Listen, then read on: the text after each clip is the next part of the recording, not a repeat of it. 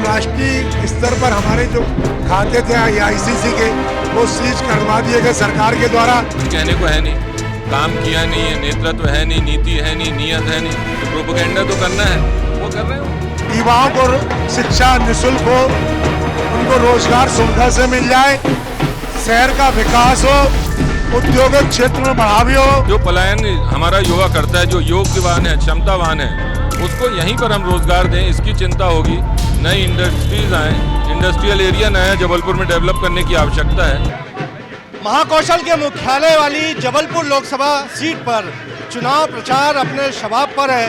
कांग्रेस और बीजेपी के बीच एक बार फिर यहां पर मुकाबला है और बीजेपी ने जहां आशीष दुबे को चुनाव मैदान में उतारा है तो कांग्रेस ने दिनेश यादव को टिकट दिया है और ज़बरदस्त तरह से कांग्रेस का भी चुनाव प्रचार चल रहा है। आप देख पा रहे हैं कि कांग्रेस के प्रत्याशी दिनेश यादव यहां पर अभिवादन स्वीकार करते हुए पैदल ये जनसंपर्क कर रहे हैं और साथ में आपको एक बॉक्स भी नजर आएगा जिसमें कांग्रेस ने एक नोट और एक वोट की अपील की है और इस बॉक्स को लेते हुए जनसहयोग लेते हुए लगातार आप देख पा रहे हैं कि कांग्रेस के प्रत्याशी दिनेश यादव का ये पैदल जनसंपर्क जो है वो लगातार चल रहा है और इस तरह से लोगों से मिलते जुलते कांग्रेस प्रत्याशी लगातार दिनेश यादव आगे बढ़ रहे हैं। तो किसमें कितना है दम की जब हम बात करते हैं तो जरूर बात करेंगे दिनेश यादव से। आपके क्या मुद्दे हैं जिसको लेकर इस संसदीय चुनाव में आप मैदान पर? युवाओं को शिक्षा निःशुल्क हो, उनको रोजगार सुविधा से मिल जाए, शहर का विकास हो, उद्योगिक क्षेत्र में बढ़ावी हो, स्वास्थ्य शिक्षा में इसमें किसी भी प्रकार का कोई लूट न मचे, स्वास्थ्य शिक्षा आदमी को सुलभता से मिल सके, महिलाओं की बच्चियों को संरक्षण हो, उनकी रक्षा हो सके, ये सारी चीजें जो हैं और हम इस मुद्दे को लेकर निकले हुए हैं। राष्ट्रीय स्तर पर हमारे जो योजनाएं हैं न्याय से संबंधित उसको हम पब्लिक में निकले हैं। किसानों को किस प्रकार से राहत देना है, कहाँ किसानों को कितना कर्ज माफ करना है, साथ में बच्चियों को हमारे राष्ट्रीय नेता ने जो 1 लाख रुपए साल बोला है वो हम महिलाओं को दे। ये सारी योजनाओं को लेके हम इस मुद्दे पर निकले हैं। और मैं ये देख पा रहा हूँ, मेरे कैमरा पर्सन भी दिखाएंगे, एक बॉक्स चल रहा है, इसमें 100 के नोट जो है वो जनता की ओर से डाले जा रहे हैं। तो ये क्या कहानी है, जरा बताइए दर्शकों। ये जनता का प्यार है। जब राष्ट्रीय स्तर पर हमारे जो खाते थे आईसीसी के वो सीज करवा दिए गए सरकार के द्वारा। एक तरफ हमारे विरोधी दल के पास 8,250 करोड़ रुपए खाते में है और हमारे सीज खाते करा दिए गए, तो आकर ये चुनाव हम कैसे लड़ेंगे? और प्रजातंत्र में ऐसा कभी नहीं हुआ और कभी किसी चुनाव में नहीं हुआ कि सामने वाले विरोधी दल के को चुनाव ही न लड़ने दिया जाए, उसको निहत्था छोड़ दिया जाए और एक तरफ सारी शक्तियाँ हों।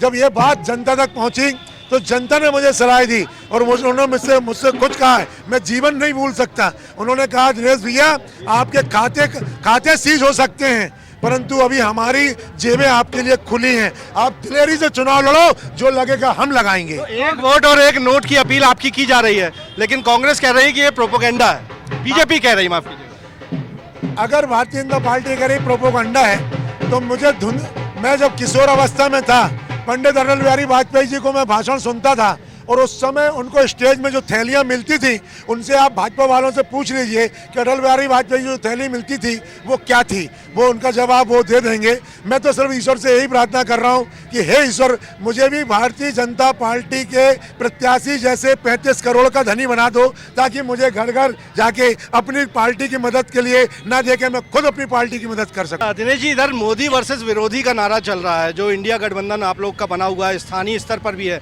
ये क्या असर दिखा पाएगा जबलपुर जैसे संसदीय सीट पर, चूंकि बाइपोलर ये कॉन्स्टिट्यूएंसी मानी जाती है?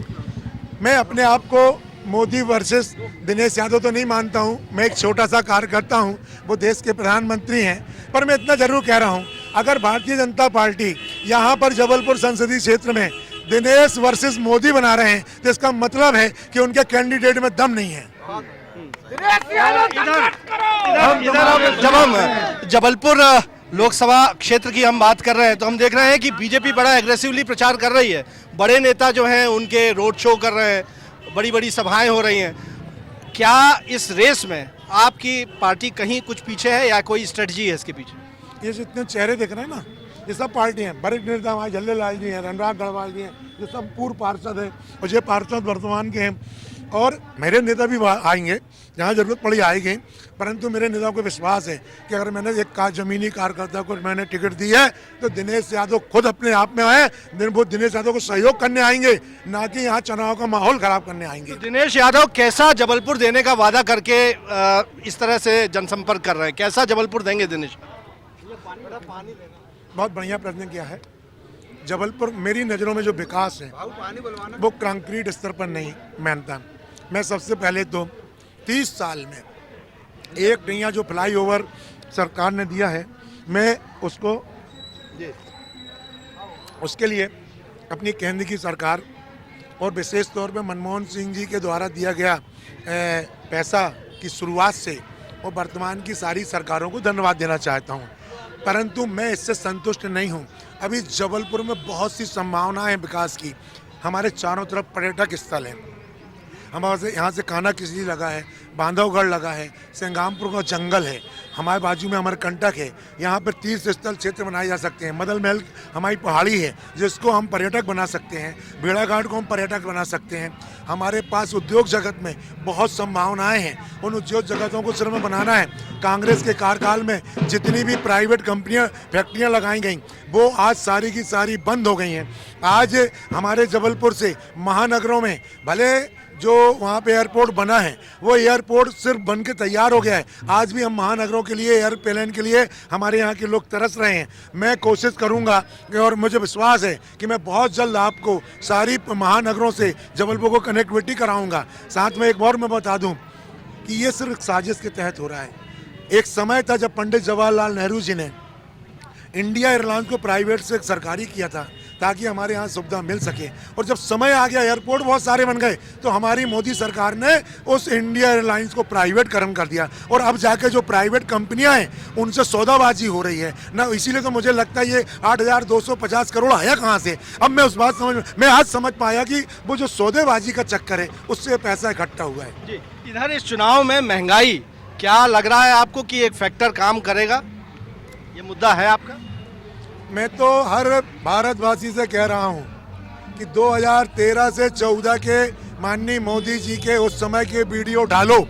उन्होंने जितने वादे आपके उस समय किए थे, अगर उसके 2% भी अगर पूरे किए हों तो आप उनको नेता मान लेना, और अगर उनने आपसे झूठ बोला है तो उसका प्रतिकार भारतवासियों को करना चाहिए। जी, पर एक अंतिम सवाल, बीजेपी कह रही है कि 5 लाख वोटों के अंतर से जीत का हमने लक्ष्य रखा हुआ है। उनके राष्ट्रीय अध्यक्ष ये लक्ष्य यहाँ पर देखे गए और ऐतिहासिक जीत की बात कर रहे हैं। दिनेश यादव का लक्ष्य क्या है और क्या आप लोगों को भरोसा है, उम्मीद है?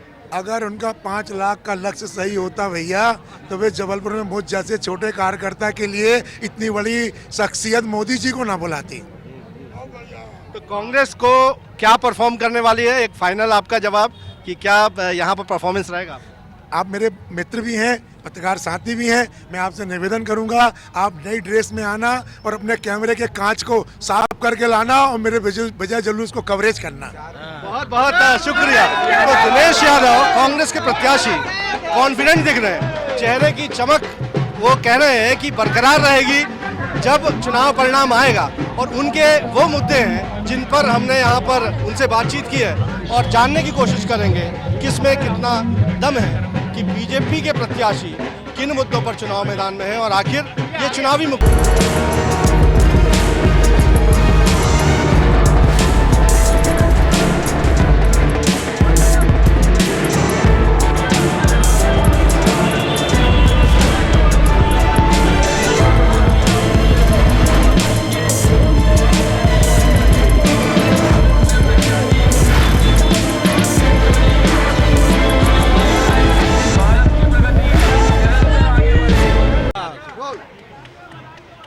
लोकसभा चुनाव के रण में बीजेपी प्रत्याशी आशीष दुबे मैदान में हैं और जबलपुर में 5 लाख वोटों से जीत का लक्ष्य पार्टी ने रखा है। खुद बीजेपी के राष्ट्रीय अध्यक्ष जेपी नड्डा जब जबलपुर पहुंचे थे तो उनकी ओर से भी ये लक्ष्य रखा गया और ये कहा गया कि इससे प्लस वोटों से बीजेपी को जीत यहाँ पर दर्ज करनी होगी। कार्यकर्ता सम्मेलन में भी ये लक्ष्य कार्यकर्ताओं को दिया, लेकिन किस तरह से चुनाव प्रचार ये चल रहा है ये हम आपको दिखाएंगे और बताएंगे कि किसमें कितना दम है।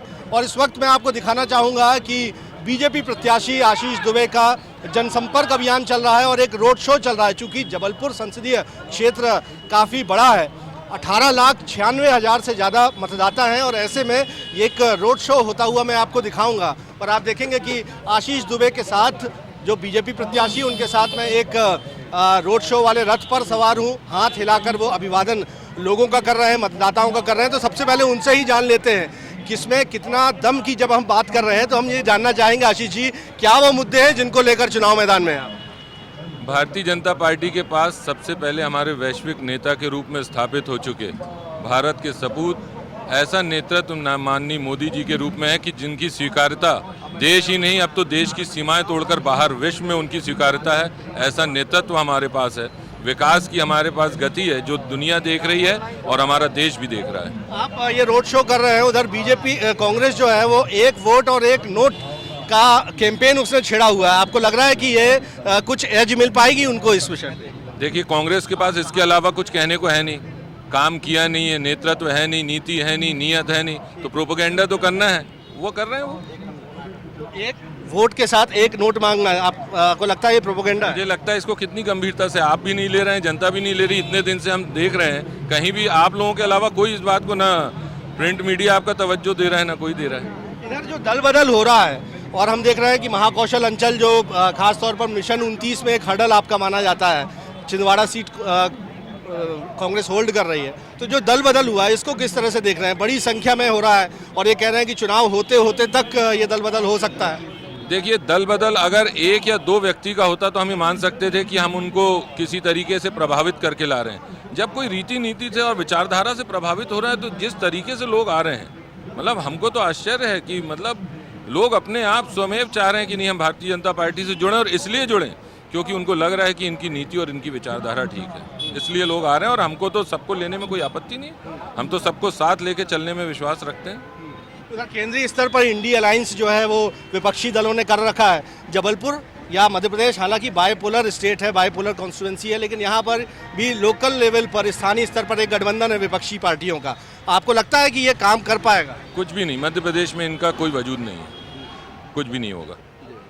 और अगर हम जबलपुर संसदीय क्षेत्र की बात करते हैं तो यहाँ पर जो केंद्रीय मुद्दे हैं, मसलन महंगाई को एक इशू बनाया जा रहा है, ये किस तरह से इसको आप लोग काउंटर कर रहे हैं? मुझे तो इतने दिन चुनाव कैंपेन करते हो गए, आज पहली बार आपसे महंगाई मुद्दा सुन रहा हूँ। जनता की तरफ से कहीं आवाज़ नहीं आ रही, इवन कांग्रेसी भी इस बात को नहीं बोल पा रहे हैं। ऐसा कहीं कोई विषय नहीं है। और जबलपुर के अगर हम औद्योगिक विकास की बात करते हैं और औद्योगिक विकास के साथ साथ रोजगार की बात करते हैं तो क्या वादा, किस वादे के साथ चुनाव मैदान में हैं आप? क्योंकि एक रिपोर्ट कार्ड भी बनाया जा रहा है। देखिए, प्राथमिकता तो यही होगी कि हम सबसे पहले युवाओं के लिए रोजगार के अवसर जबलपुर में पैदा करें। जो पलायन हमारा युवा करता है, जो योग्यवान है, क्षमतावान है, उसको यहीं पर हम रोजगार दें, इसकी चिंता होगी। नई इंडस्ट्रीज आएँ, इंडस्ट्रियल एरिया नया जबलपुर में डेवलप करने की आवश्यकता है। इन सारी चीज़ों पर यहाँ पर एक इंटरनेशनल स्टेडियम की आवश्यकता है। ऐसी बहुत सी चीज़ें दिमाग में हैं जिनको लेकर आपसे बैठ के कभी हम शेयर करेंगे सारी चीज़ें, और ये सब कहीं ना कहीं माइंडसेट हम लोग बना चुके हैं और इस पर हम काम करेंगे। जी, और आप ग्रामीण क्षेत्र से आते हैं, किसानों का एक इशू है, किसानों में जो एमएसपी की गारंटी को लेकर एक अंडर करंट है, और साथ ही साथ यहाँ पर मटर के अच्छे किसान हैं, उसके प्रसंस्करण यूनिट की बात बार बार उठती है, तो इसको लेकर क्या विजन दें? बिल्कुल इस दिशा में ठोस प्रयास किए जा रहे हैं और आगे चल के आपको इसके परिणाम दिखेंगे। और एमएसपी को लेकर क्या स्टैंड रख रहे हैं? नहीं, बिल्कुल उस पर भी जो सरकार का स्टैंड है, हमारा स्टैंड है, वो रहेगा और किसानों को उसका लाभ मिलेगा। ये जो चुनावी मुकाबला है इसमें सबसे पहले तो टिकट घोषणा करने में आप लोगों ने बाजी मारी और हम देख रहे हैं कि बड़े नेता आपके चुनाव मैदान में हैं, तो क्या इतना तेज आगे बढ़ने के पीछे भी क्या कोई राज है क्या, और किस तरह से इस कैंपेन को बढ़ाएंगे? भारतीय जनता पार्टी हमेशा हर चीज़ के लिए तैयार रहती है, योजनाबद्ध तरीके से काम करती है। हम अपनी योजना से चल रहे हैं। अब कांग्रेस इसमें पीछे रह जा रही है तो ये कांग्रेस का सोचना है और उनको इस बारे में विचार करना होगा। हम तो अपनी योजना से आगे बढ़ रहे हैं। कैसा जबलपुर देने का वादा आशीष दुबे कर रहे हैं इस लोकसभा चुनाव में? एक विकसित जबलपुर, स्वच्छ जबलपुर, आत्मनिर्भर जबलपुर, ये मेरा वादा है। कांग्रेस के नेता कह रहे हैं कि वो चौंका सकते हैं कुछ सीटों पर। मिशन 29 जो है उतना एक तरफा नहीं है जितना आप लोग कह रहे हैं। आप क्या कहेंगे और आपका लक्ष्य क्या है इस चुनाव में? देखिए, हमारा लक्ष्य मध्य प्रदेश की 29 में से 29 सीटें जीतना है और 4 तारीख को आपको इसके परिणाम दिखेंगे। और 5 लाख प्लस वोट से जीत का अंतर का जो लक्ष्य आपको राष्ट्रीय अध्यक्ष ने दिया है वो आपको साकार होता दिखता है? भरोसा है आप? जनता पर पूरा भरोसा है। बहुत बहुत शुक्रिया। तो हमने बात की भारतीय जनता पार्टी के लोकसभा प्रत्याशी आशीष दुबे से, जो जनसंपर्क कर रहे हैं। सघन जनसंपर्क अभियान उनकी ओर से किया जा रहा है। तमाम मुद्दों पर मुखर भी हैं और विपक्ष पर हमलावर भी हैं और कह रहे हैं कि ज़रूर संगठन के बूते, कार्यकर्ताओं के बूते एक बार फिर भारतीय जनता पार्टी जबलपुर लोकसभा सीट पर रिकॉर्ड मतों से जीत हासिल करेगी। हालांकि देखना होगा कि जनता का जनादेश क्या होगा, क्योंकि जनता ही बताएगी किसमें कितना है दम। कैमरामैन सतीश सराठे के साथ विजेंद्र पांडे, IBC 24, जबलपुर।